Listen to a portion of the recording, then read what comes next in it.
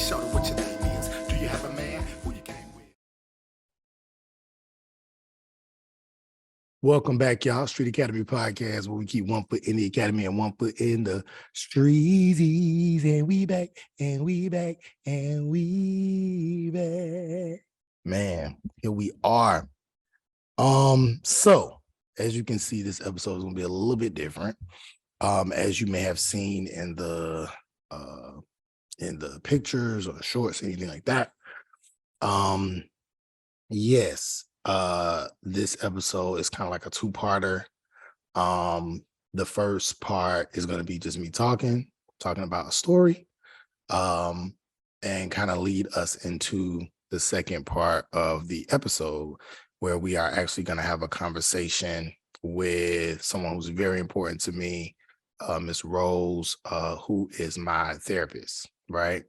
She is my therapist, my counselor, somebody that I have grown to talk to and to love, and who listens to the things that I go through in my daily life. And so I wanted to talk a little bit about my road to therapy and why we're having the subjects that we're talking about, or talking about the topics that we're going to discuss today. And I wanted to start with just being kind of vulnerable. I've been in this space and in this season in my life where I've been kind of challenged in many ways from different people to kind of open up a little bit. If anybody knows me, they know that, you may know John, but you may not know John, because John don't really do a whole lot of talking. John will talk, but I'm very private in a lot of ways. And I think that's okay. You know what I'm saying? I don't apologize for it. But at the same time, I think with maturity and growth, you kind of learn to change and kind of, try different things. And so I'm trying this vulnerable thing a little bit. And I say, what better place to do that than on a podcast, on my podcast, on my platform. And so decided to do this. Obviously, I don't have my co-host with me at this time, but it's all good. They know that this is happening. They know that this was something that I was thinking about doing. And actually, since last season, this was something that we all talked about, or some of us talked about, that we wanted to do. So anyway, I want to talk a little bit about my road to therapy, my journey through depression, and actually a time in my life where I went through times where I wanted to harm myself and even do irreparable damage to myself because of what I was going through, right? And so just to get it started, it started about, I would say maybe the end of it was started around 2019, right? Around maybe the end of 2019, I was going through a very, very rough time. For those who may not know, I was once married before. And so it was around 2019 where we had gone through some very difficult times in our marriage, and it was kind of coming towards the end. And I didn't know if it was supposed to be that way or not. I was going back and forth in my mind about whether I should go through with the divorce or not. And I was very, very, very stressed. I was very stressed. I was working out a lot, and it was helping. A friend of mine told me about meditation, and that was helping a little bit. And I was going through a lot. I was really, really, really stressed out. There was a lot of burden on myself. I had just had a little girl not too many years earlier. Maybe she might have been around 1 or 2 years old, maybe about 2 years old at the time. And so I was just like, what is happening? My life, I'm in this situation, I'm in this relationship. Should I be? Shouldn't I be? Why am I so unhappy? Why are we so unhappy? Like it was just a lot going on, right? And so I remember somebody, my mother-in-law actually at the time I had done therapy or counseling, marital counseling, so much marriage counseling, and different types of talking to people in different ways. And I can go into more detail with that at another time. But it wasn't really working. I hadn't done like actual individual therapy, but just like the whole marital counseling thing, talking to people, talking to elders and stuff. And it wasn't really working for real. And so I got to this place where I was really, really, really low. And I felt like I didn't have anybody. I was trying though. I was trying. And I actually had a homeboy of mine. And he was going through a situation, right? Wasn't similar to mine. He was actually getting ready to get married. But he had also dealt with some grief at the exact same time.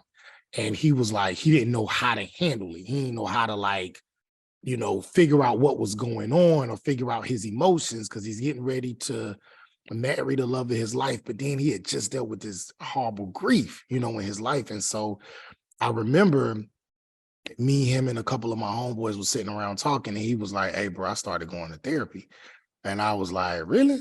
And before him, I had heard about one of my other homeboys that started going to therapy through like the school that we went to that offered free options. And these is both Black men, very, you know what I'm saying, like very masculine Black men. So I was like, the only people I know who do that are like, white people, are like, women, you know what I'm saying, and stuff like that, or type situation. So I was like, really, y'all be going to therapy? So it was like, yeah. And one of them, because he just came from just hard conditions and hard social conditions, he went through therapy to talk out growing up in the hood and poverty and different things like that.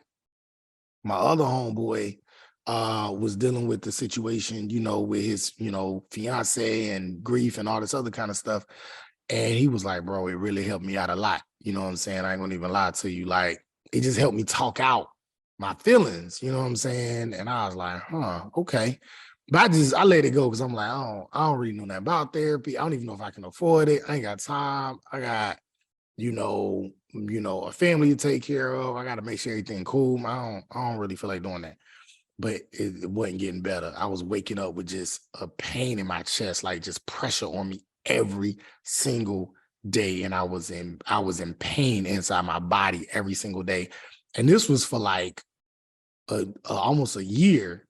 And then again, after therapy, for like another year. That's a whole nother story. But it was ongoing. This thing was deep and it wasn't letting me go. But going through meditation, a friend of mine who introduced me to meditation, that actually helped me out a lot. So shout out to her. That helped me out a lot too. But I still needed somebody to talk to. And so eventually, like maybe at the top of 2020, right before the pandemic, I started reaching out to different, like I reached out to my homeboy. I was like, hey, I just texted him. I was like, hey, can you give me the number to your therapist or whatever? I want to see if I could set up some time to talk. And he was like, yeah, I got you. And so he sent me and all this. So I'm going through, I'm trying to figure out what to do. The whole time though, I'm going through a really, really, really rough time, right? Going through this strong level of depression about what I should do with my life, what I should do, with this marriage and all this situation and all this pressure on, is it right? Is it wrong? Am I going to hell? And all this other kind of stuff. It was just a lot. And I remember I used to work out of town. So while in Atlanta, I was living like right outside Atlanta, like maybe like in the Lithonia area. And but I was working in Milledgeville, Georgia at the time. So I only worked like I only had to be on campus like 2, maybe 3 days out the week, but it was an hour and 15 minutes away. But I would have to get up super early in the morning, like around 6 o'clock in the morning, to leave to go to work, right?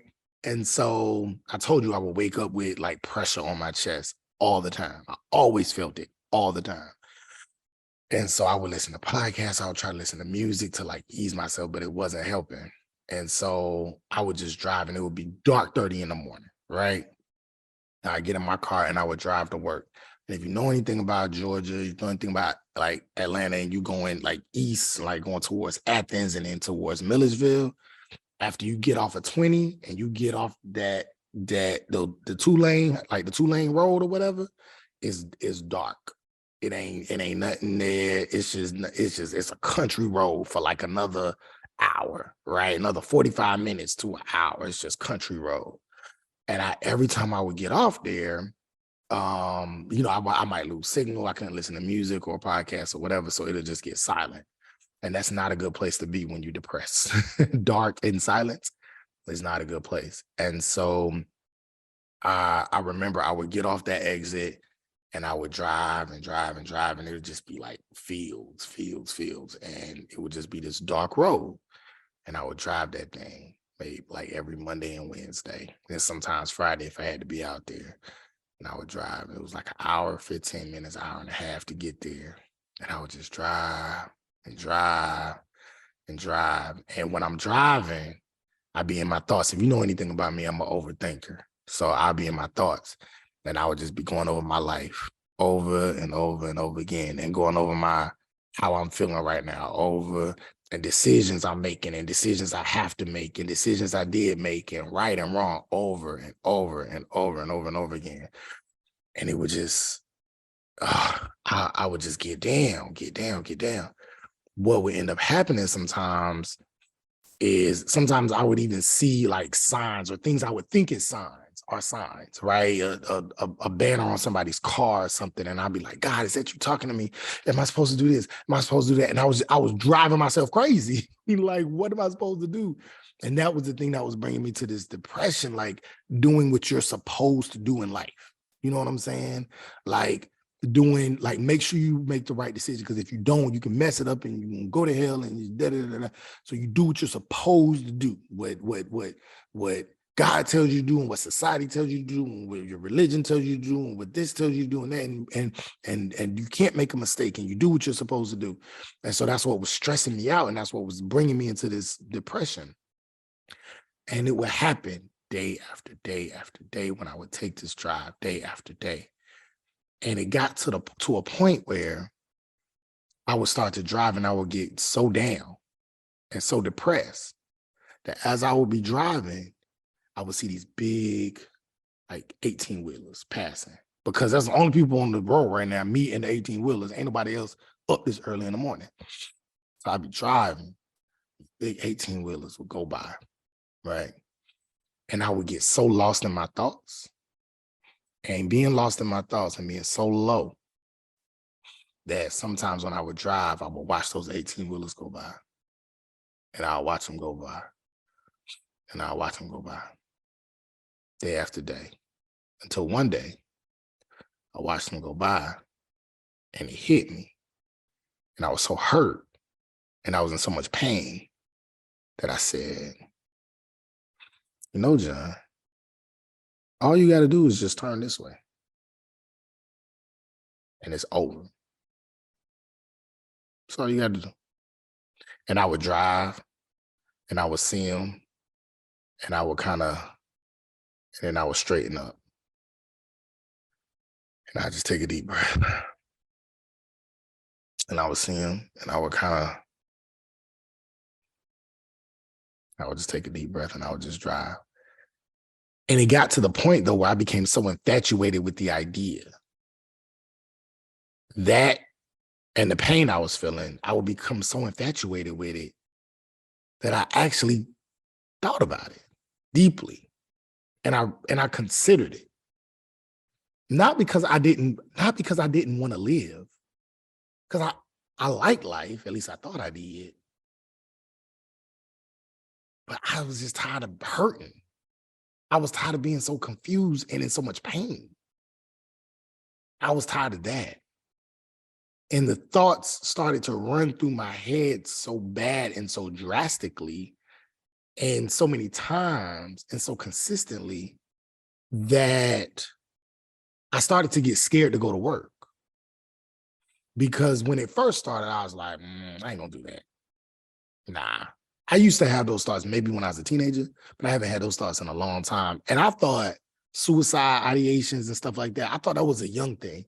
I thought I was like, okay, when you young and you ain't, but I'm like, I'm grown. I got a family. I got a kid. I got a this. I got a that. I'm healthy. I'm not poor. Like, why would I have those thoughts? That's when you struggling. That's when you depressed and you on drugs or whatever like that. Why would I have those thoughts now? You know what I'm saying? But these were actually stronger than when I was young and a teenager and not really knowing how to process things. This was stronger and it was scarier. And the first time I was like, nah, whatever. But the more and more I would take that drive, and I got to take the drive because I got to go to work. And the more I would take that drive, the more I would think about it. And the more I would think about it, the more I would consider it. And the more I would consider it, the scarier it got, to the point where I was scared to go to work because I did not know. At first I knew, I was like, I'm not going to do this. But because I kept feeling it, it got to a point where I did not know if this might be the day that I would do it. And I got scared of myself because I would leave the house, kiss my little girl, say bye to my then wife. And I would say, I don't know. I don't know if this is going to be the day. Not because I didn't want to live, but because I was in so much pain. So I remember this happened for months. This will happen for months. Go on 2 or 3 times a week. And I remember I was scared to go to work, but I said, okay, you got to go. And I would drive, right? And I was driving down that same road one day, and those 18-wheelers was coming. I was like, I hope I don't do this, but I want to. And I would try to find other things to think about to take me out of it, to take me out of that ideation and to take me out of those thoughts. And nothing was really working. But one day I was driving, and this might sound cliche, and I'm getting emotional, but I don't think I'm gonna cry. If I do, I'm gonna cut it out. I'm gonna edit it. I'm not that progressive to cry in front of y'all like that. So I'm not about to cry. Or if I do, I'm gonna pause the video. I'm gonna edit it. That's the power of knowing how to edit your own videos. Okay. Stay in your feelings, John. Stay in, you know what I'm saying? Don't try to make jokes. Get out of it. Stay in your feelings. All right, cool. So one day I was driving, and I was trying to think about things that wasn't working. And and again, it might sound cliche, but I was driving and I started thinking about my daughter. And so I was driving. Now it's not like I ain't thinking about it before as I'm having these ideations. And it was just in a different way. And I was like, it just hit me one day. And I said, if you do this, because every day I was thinking about it.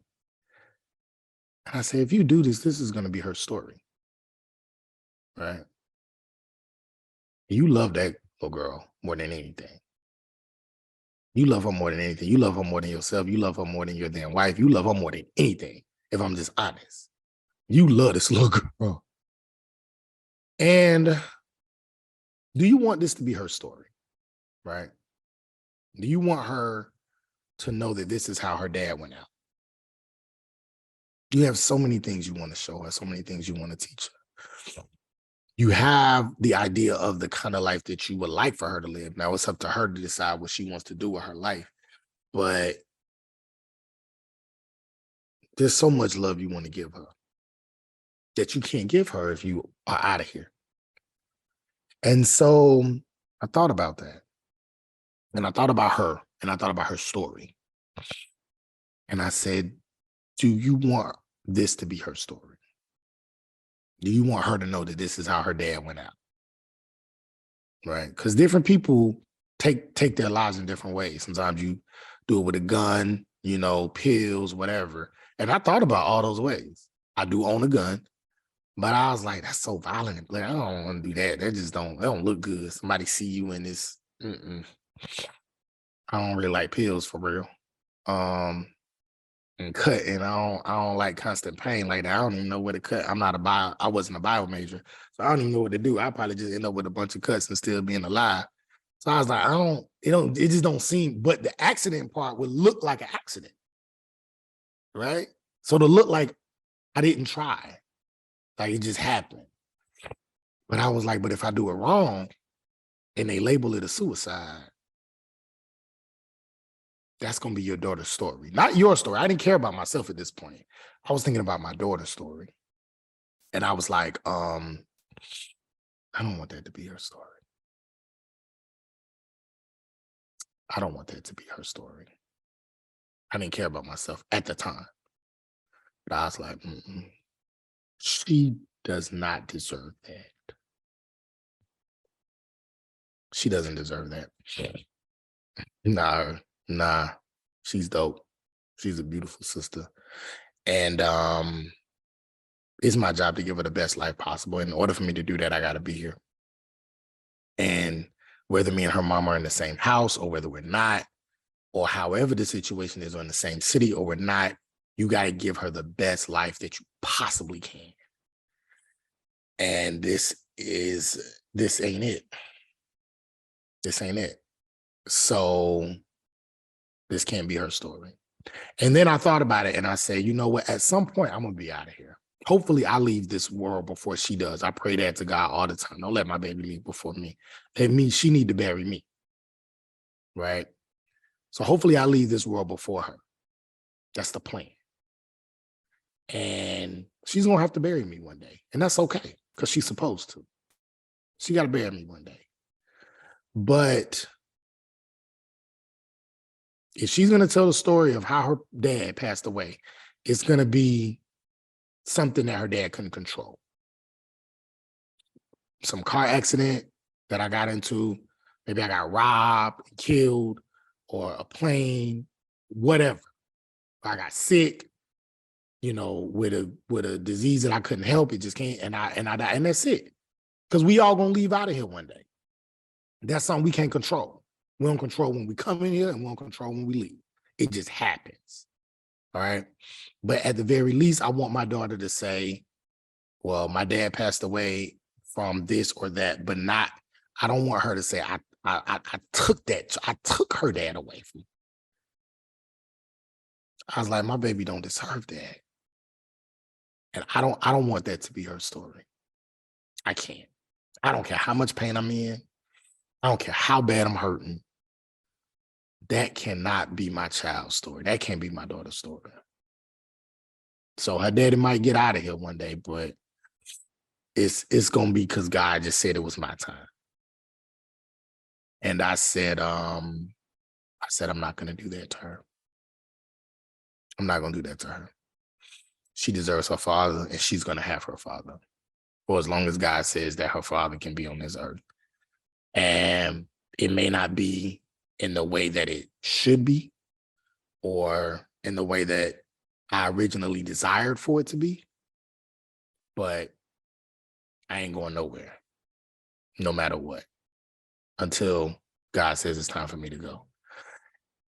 And so that was the start of me coming out of it. I know it sounds cliche, but it really was my daughter. It wasn't me. It wasn't my family. It wasn't anybody else in my family, because all those things wasn't strong enough to take those thoughts away from me. But it was her. And she saved she saved my life. So yeah. And that was the start of me coming out of it. So little by little, I would take that drive every day and I would be less and less scared. I'd be less and less scared because I even when my mom would go there, I would just think about her. And I said, nah. She was getting older and smiling and laughing more, and we would be tripping out and stuff like that. And it got a lot easier to deal with. And once I was able to come out of that, I started coming out of that. Then that's when I started looking at more therapists and stuff like that. And then that's when I actually I reached out to my friend therapist, and she was actually really dope. She was a dope sister, but she was so far away. I was on Lockdown, she was in Camp Creek. I was working at like Morehouse at the time. It was a lot going on. So, and the traffic, if you know Atlanta traffic, it was like, it would take me forever to get out there. I was like, God, I need somebody in the area. You know what I'm saying? Like somebody close by. I looked at my insurance. I came across, I called a bunch of different people. It was a tough journey, but I finally ran into Restoring Wellness, therapy with Rose, who y'all getting ready to see in a second. And we started our sessions, and it changed my entire life. I have not, I still went through some low points, and eventually going through the marriage, trying to work through the marriage, ended up not being able to work through the marriage in that traditional sense, going through a separation, going through a divorce and all of that. And that's a whole nother story in and of itself. It might even be a whole nother podcast, but I could go more into detail with that later. Before telling that story though, I would have to talk with my co-parent to make sure that certain, things are kept sacred between us. You know what I'm saying? And that's important, so that she whenever, if she wants to tell her story, she tells her story, I tell my story, and we make sure that that we honor each other in that way. You know what I'm saying? But that's a whole nother topic, even a whole nother podcast. But I will say that in going through that, I still went through some highs and some lows, but doing it through therapy and being able to talk out my thoughts and have somebody not tell me what to do, but just ask me certain questions that made me rethink things and rethink how I was raised and rethink my life and rethink God and rethink all these different things. It saved me. It saved my mental. Without it, I'd have went crazy. I would have went crazy, because that's where I was. I felt like I was going mad. And when I went into that low place and those suicide ideations, it was my daughter that that saved my life. So I thank God for that. And that is why I am a proponent of therapy. I don't necessarily think everybody has to have it or needs to, but I think it should be available for everybody. And I'm just telling my story. I ain't telling you what to do. You got to live your life, but I just want to tell my story and say that, God, Black women, and therapy are the things that have helped me out in the past couple of years, and coming out of that and being in a much better place, mentally and emotionally. I'm so grateful. I'm also grateful that I had the means to go to therapy as well. So that was another thing. And I think that it should be available for people of any social class. You know what I'm saying? So yeah, anyway, that's my story. Thank y'all for listening. This is just part one. Now we're about to go into part two, where we actually talk to Rose and talk more about Black men, therapy, suicide, depression, and just ways to think through these things, and why this option should be available for everybody, because it definitely helped me. And if you decide to do it, I hope it helps you. So this is just part of my little vulnerable journey. I'm probably gonna do this too many more times though, man. I did this a big one. So I did it. I was vulnerable. I was open. All right, now I'm going back to closed up in entertainment and talking that Black talk and all that. So, you know what I'm saying? I'm back to that. Maybe I'll open up another time. But yeah. Anyway, on to part two. That's what's up. Well, listen, I want to go ahead and get started. Welcome back, y'all. Street Academy Podcast, where we keep one foot in the academy and one foot in the streets. This is a special episode for me.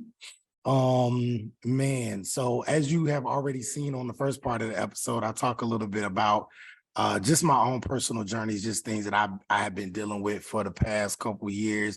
I went into some detail about some things, and I'll go into more later. But I talked a little bit about just different times in which I was depressed or things that I was going through, even had suicide ideations from time to time or for a specific amount of time. And it was around that time that I realized, man, like I need to talk to somebody because I'm not well. Like my mind isn't well right now. And I don't know what to do, who to talk to. I got friends, I got family, I got parents and all of that. But for some reason, it's just not hitting. Like I just ain't got it. Something ain't. So I need to talk to somebody because right now I'm having these very, very dark thoughts and I'm allowing myself to go to these dark places and I don't want to stay there. And it was just one day I was sitting on the couch, like in this area, but not this particular couch. But it was in this area, and I just started just going down my insurance and like just cold calling people. And I happened to call this one sister. I like what she was saying on the website. A lot of the stuff on her page was like things. What she said she talked about was things that I was like going through, and I was looking for like. I had been to like Christian counselors before, but I ain't want nobody who was Christian because I was like, I don't want no Christian perspective. I just want somebody to just talk. You know what I'm saying? Like, just tell me what it is, and we just keep it real. And I knew I wanted to talk to somebody Black. I knew I was more open to talking to Black women, so I knew I wanted a Black woman counselor. But I ain't want nobody who was Christian. But I don't know, just somebody who just kind of fit. And it was just something about the things I was reading on her website.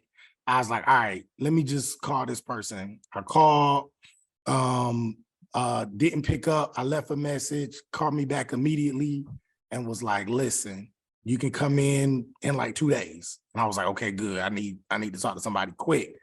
Came in, we talked. It was a good session. I was like, okay, this might be all right. But I was worried about the money, right?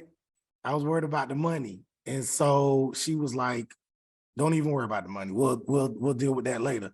I was like, nah, don't do that because then you're gonna hit me with a $5,000 bill. Tell me how much it is now so I can set it aside. You know what I'm saying? And I know when I need to cut this off. And she was like, don't worry, I promise I won't do that to you. We'll talk about it later. And it ended up being one of the best decisions I ever made because I was able to really see how much I needed this. You know what I'm saying? I didn't want to cut it off after 4 sessions or 5 sessions. And I ended up making this a part of my budget and a part of my daily life. And the person I'm talking about is my friend, therapist, that you're seeing right now, Miss Rose, part of Restoring Wellness. And I think we've been going strong for maybe like 2-3 years now. Yeah, it's been a minute. Yeah. I think it's been, but I don't count. I'm not tracking. You tracking that. You know what I'm saying? I think it's been about that long. And at first I was coming way more regularly because I had a lot of things to get out. But once I really started healing and that sort of thing, then I was able to kind of, come back still on a regular basis, but not as much because of so many tools that you've given me to kind of get through those hard times. So anyway, I want to introduce to the Street Academy podcast family, my therapist, Miss Rose of Restoring Wellness. Thank you for the warm welcome. Thank you. I'm so glad that it's helped you. Yes, it has. And it's crazy because when I was going through the different things I was going through, one of the things that God kept bringing to me was restoring, restoration. And it was only like maybe in the past couple months, I actually pulled up to the office one day and I was like, I don't even know the name of Rose. I'll just call you Rose. So I was like, I don't even know the name of her company. And I saw and I was like, oh, it's called Restoring Wellness. That's crazy. Like, that had been in my head the whole time. And I never knew that. So, and it comes up on the text messages when we set up appointments and stuff, but I just never paid attention to it. So anyway, I knew that this was something that was supposed to happen. It was something that was divinely orchestrated because everything just worked out. So that's why I always tell my friends and people, like, I don't make no major decision without coming to you first. You know what I'm saying? I don't make no major. Well, and I lead you back to God. It's not me. I lead you inside to God. I have no secret powers. Definitely. And I mean, it's not that you have all the answers. You know what I'm saying? That's what I love about our conversations. You don't necessarily be trying to give me the answer like you a guru. It's just the questions. It's just well, did you consider this? Well, remember this. And, and I'm like, dang, why didn't I even think about that? Like, that's crazy. You know what I'm saying? So it's always, it's not even like how you be trying to just tell me what to do. It's just open, honest conversations about things I already know. You just bring it back to my memory. And so that's what I love about, what I'm saying, about our sessions and everything. So anyway, we're gonna go ahead and get started. I ain't gonna take up too much of your time. Just a few questions I want to ask you. First of all, how you feeling today? Oh, fantastic. Yeah. This is my favorite kind of weather. Yeah. And today I don't have a heavy schedule, so I'm feeling happy. Good stuff. Good stuff. So with you going into therapy, into counseling, into mental health, first of all, just tell us, how did you even get here? Like what made you get to this point in your life and in your career? When I went to college, undergrad, I had no idea what I wanted to do. And when I walked in the door, everyone was saying, so are you going to be a doctor, an attorney, or are you going to business school? And I was like, medical school. Sounds good. And it was not a good fit. So I changed my major to psychology because those classes were interesting for me. And then my senior year, I happened to walk past the social work department because I always thought of social work as like welfare payments, food stamps and that kind of thing. So I read the brochure and they described how they help people, but looking at the whole person and how they are impacted by their family and their environment. And so the programs that they're designing a treatment encompasses the whole person. And that was just so exciting to me. So I went on to get my master's in social work, and I did work in child welfare and foster care for 10 years, but then I started doing therapy maybe 2014. And as part of my social work program, I interned for a counseling center. And it was not very interesting for me because it felt like my job was people would come in, I would tell them what they were supposed to do. They wouldn't do it. And so I was just, I don't know, like it felt like I was wasting my time. But what I realized now was I was making it about me. I wasn't grounded. I hadn't done my own work. Wow. So they were just problems, to fix. They weren't actual people that I was feeling and connecting with. So when I went on my own journey to find that connection, that's when I really fell in love with therapy. What was this? What was your own? So, okay. So it sounds like, yes, this is something that, you were passionate about in terms of a career, but now you're talking about you're going into therapy and healing and talking with people and talking people through their problems because you had your own journey. Can you tell us a little bit about what is this personal journey that you had to get to in order for you to be in a space that now you can kind of give these tools to other people? Okay, so let me back up some. So as a kid, my mom is white, my dad is Black, though they're both deceased. And my mom grew up in a tiny town near Upper Peninsula, Michigan. And back then in the 60s, she contracted tuberculosis, and most states had these huge mega hospitals. And so she was sent down right outside of Detroit for treatment.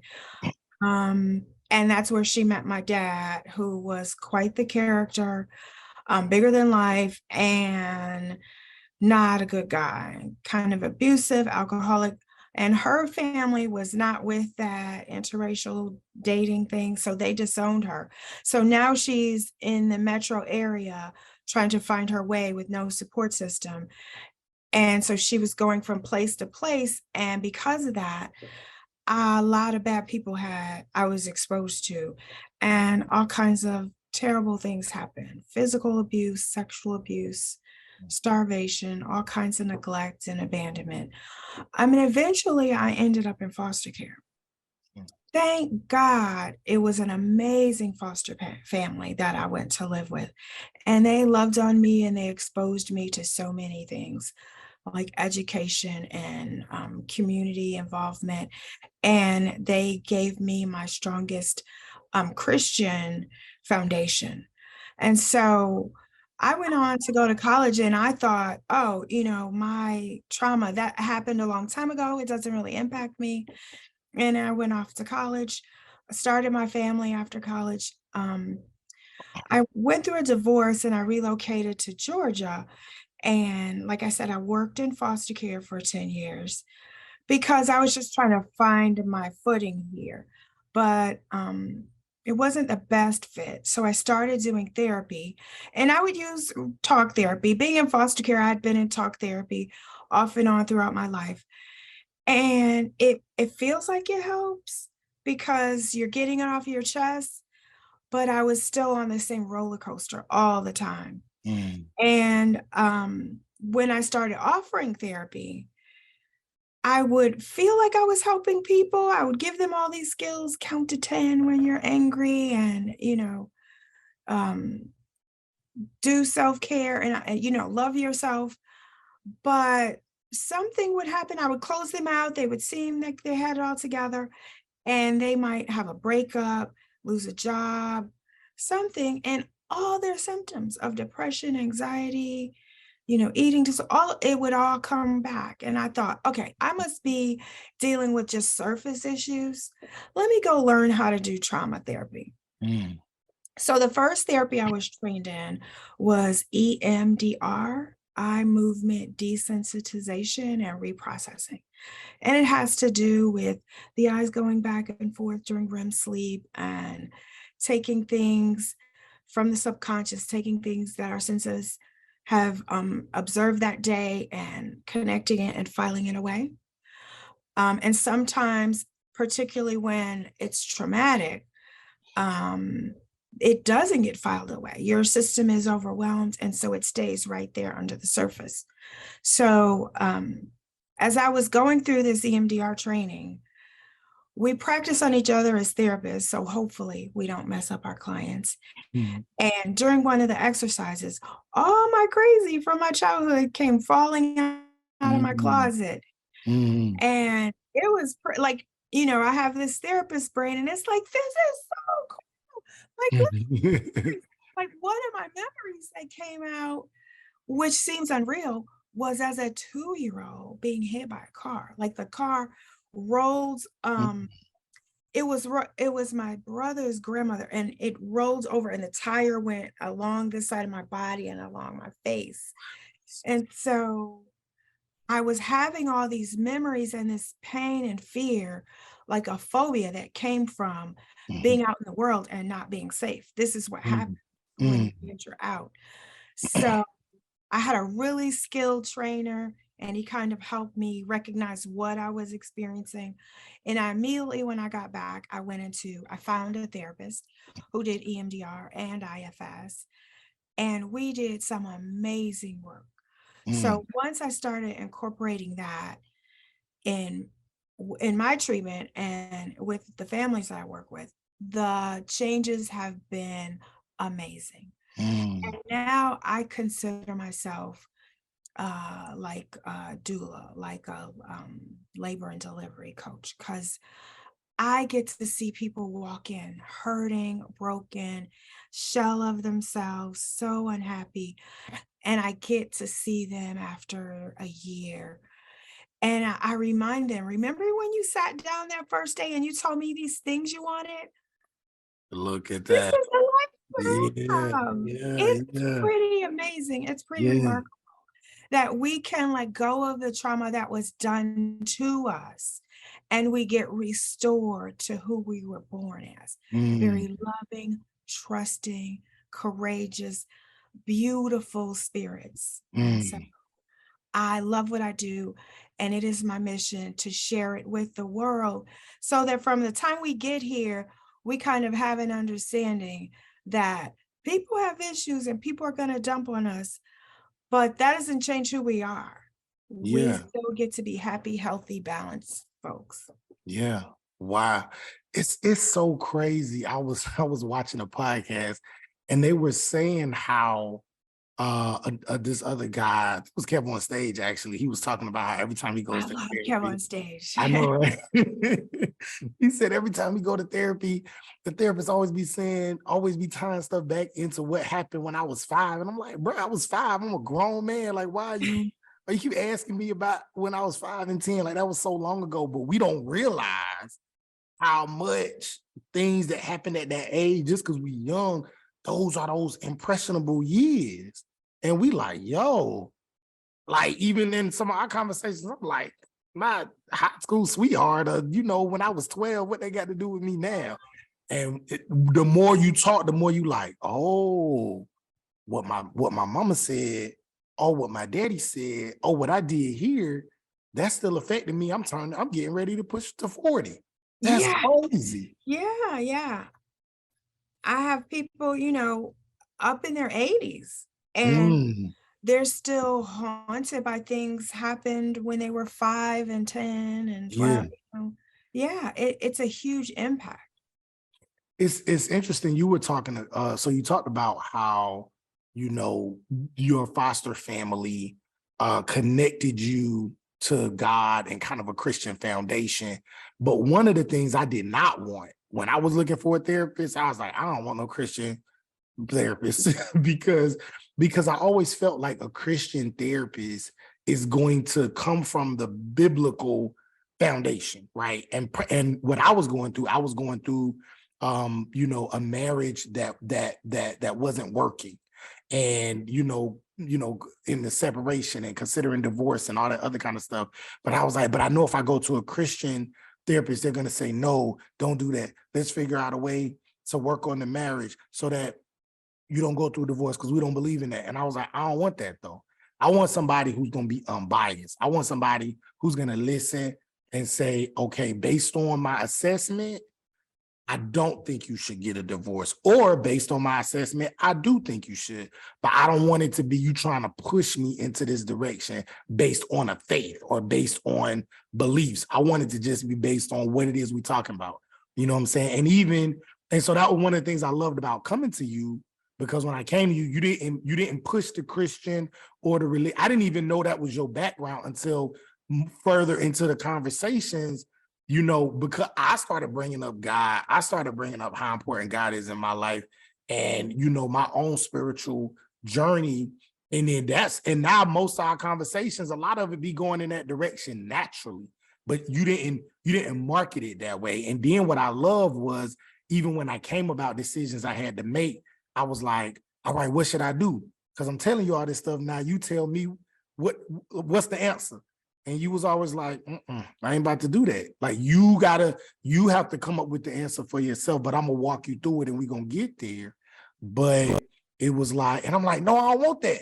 I want you to tell me, so I just do it and then I'm happy, right? And that's how this works. But every time when you got quiet, what happened? When I got quiet, I would sit, I would think, and the more I talk, the more it'll just kind of start coming. The answer was there. It was there the whole time. It You was there the just whole had to time. get quiet, because for you, your brain would be talking too much. Should I do this and this and this reason and this?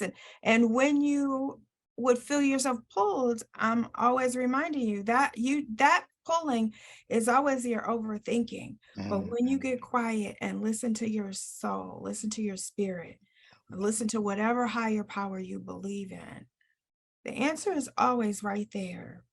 And it's like magic, because it has a sound of clarity, like, oh, Right. okay. And then it just feels right. Mm, You don't, all that second guessing is gone. it's gone. That's how truth works. It feels just clear. That's what I want to talk to you about. Like, why, even though you have a spiritual foundation and a spiritual grounding, how come you don't lead with that with your practice? How come that's, you know what I'm saying? Like, why some people decide to, but you don't. And why is that? Which ended up attracting me more so towards your practice. I think that I never want any divisions. And I still don't have 100% clarity on spirituality. I haven't been to a school of theology. So I base, there are lots of things that I was taught, some that I agree, some that I don't. And so I wait for what I feel like is the Holy Spirit, what I feel like is God. And I feel like it can go by many different names, one spirit that is called by lots of different names. So I'm okay with people saying, well, I believe in karma, or I Mm, believe in energy, I mm, believe in Mother Nature, I believe in, I think it's universal truths that pop up in every single religion, and it's love, mm, it's forgiveness, it's charity. So that tells me that this similar energy is manifesting, and based on where you live in the world and what you've been exposed to, those are the words you describe it. So I'm mm, okay with that. It's much bigger. I think that men create religion, and they mm, create all these rules to make winners and losers, mm, the right way and the wrong way. And there is no right way. They're just choices. mm, And I always feel there were so many dark days as a child when I felt so completely alone in this world. And to know that no matter what the mistakes I had made, when I had periods of promiscuity or just really doing questionable behaviors, God just made me feel so loved and nurtured. And that's what I see as my only job. I'm not here to give you any rules, because God didn't show up and say, okay, Rose, I want to be there for you, but let me go over the rules. You got to pray mm, right. You got to mm, call my name right. No, he said, I love you. mm, And just go, just try it where you are. Oh, you messed up again? I'm here. Let's mm. start again. And he spanked me sometimes, say, I told you to stop going over there. Yeah, yeah, yeah, yeah. But it was always with love and compassion. So Mm, you will never find me necessarily identifying with any religious, and I hate to kind of get into that in the South, mm. because there are some people that are very staunch and closed-minded in what they believe. Right. And I'm okay with that too. If that works for you, I love it. But for me, God is love. Mm. Listen, everything you're talking about in terms of expanding, right? Expanding my personal thoughts around like what is right and what is wrong. I remember one of the things in one of our sessions, I would be like, okay, but tell me the right answer, the wrong answer.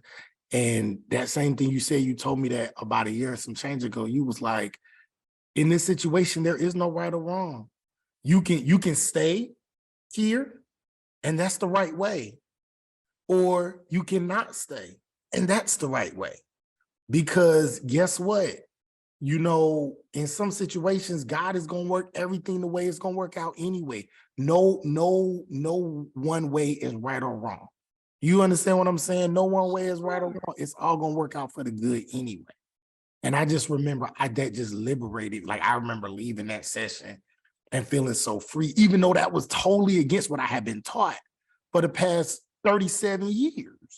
You know what I'm saying? And the other pieces, though, there are not like little sins and big sins. Mhm, mhm. So we are all falling We short. all falling It's short of the not like glory, you for you sure. know stealing and murder and lesbian and Right, being gay and fornicating and lying on your taxes, right, and they're not big and little, but we right. treat them because it feeds our ego, and it That's gives it. us more power when we pass judgment.